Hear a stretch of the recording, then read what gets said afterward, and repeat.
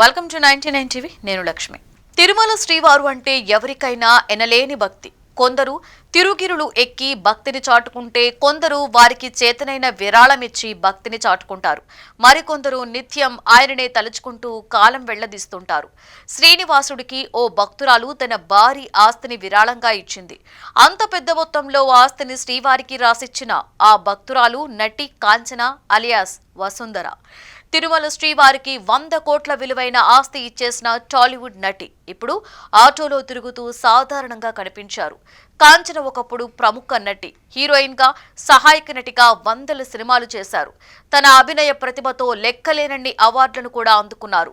తెలుగులో ఎన్టీఆర్, ఏఎన్ఆర్, కృష్ణ, శోభన్ బాబు వంటి అగ్ర హీరోలందరి సరసన నటించారు కాంచన. 5 భాషల్లో సుమారుగా 200కు పైగా సినిమాలలో నటించిన ఆమె వందల కోట్ల ఆస్తులను కూడా కూడబెట్టారు. అయితే అవన్నీ తృణప్రాయంగా తిరుమల శ్రీవారికి విరాళంగా ఇచ్చేశారు. కలియుగ దైవం శ్రీ వెంకటేశ్వర స్వామిపై ఆమెకున్న భక్తితోనే ఆమె స్వామివారికి విరాళం ఇచ్చారు. ఇంత సంపాదించారు, కానీ బ్రహ్మచారిణిగానే కాలం గడుపుతున్నారు. తిరుమల శ్రీనివాసుని సేవ కోసమే ఆమె పెళ్లి కూడా చేసుకోకుండా ఆధ్యాత్మిక జీవితాన్ని గడుపుతున్నారు. తెలుగు, తమిళ్, కన్నడ, మలయాళ, హిందీ భాషల్లో సుమారుగా 200కు పైగా సినిమాలలో నటించారు అప్పటి అందాల తార కాంచన.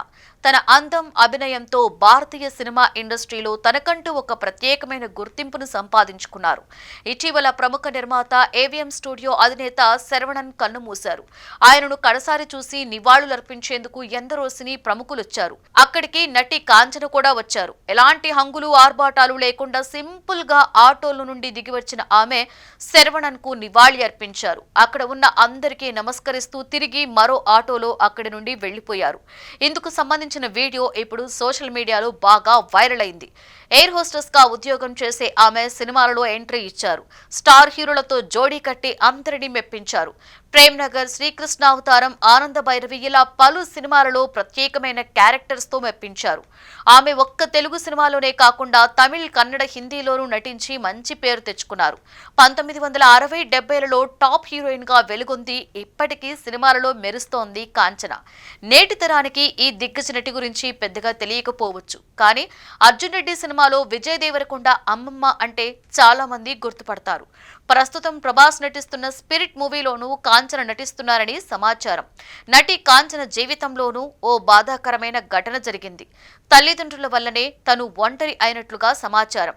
తన తల్లిదండ్రులు పిన్ని కొడుకుపై ఎక్కువ ప్రేమ చూపించి తాను సంపాదించిందంతా లాక్కోవాలని చూశారని అన్నారు. పిన్ని కొడుకును నమ్మి తల్లిదండ్రులు తనను మోసం చేశారని అన్నారు.